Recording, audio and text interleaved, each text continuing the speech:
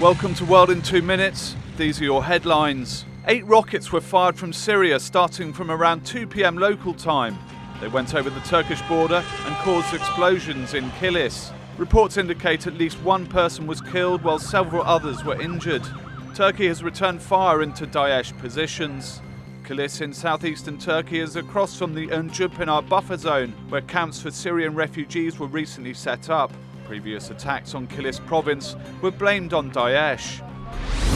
Leaders from Turkey and the EU say they have agreed a deal to tackle the refugee crisis. Ankara is to take back asylum seekers the bloc deems economic migrants.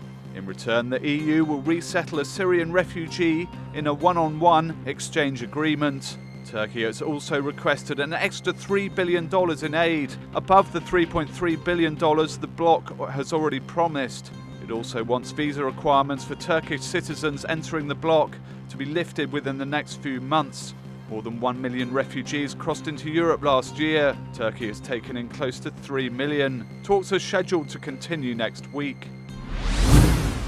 I did fail the test and I take full responsibility for it. Maria Sharapova has been provisionally suspended from tennis after testing positive for a performance-enhancing drug at the Australian Open. The former world number one says she's been prescribed the drug under a different name 10 years ago for health issues. Meldonium was added to the World Anti-Doping Agency's banned list on January the 1st, but Sharapova says she didn't know.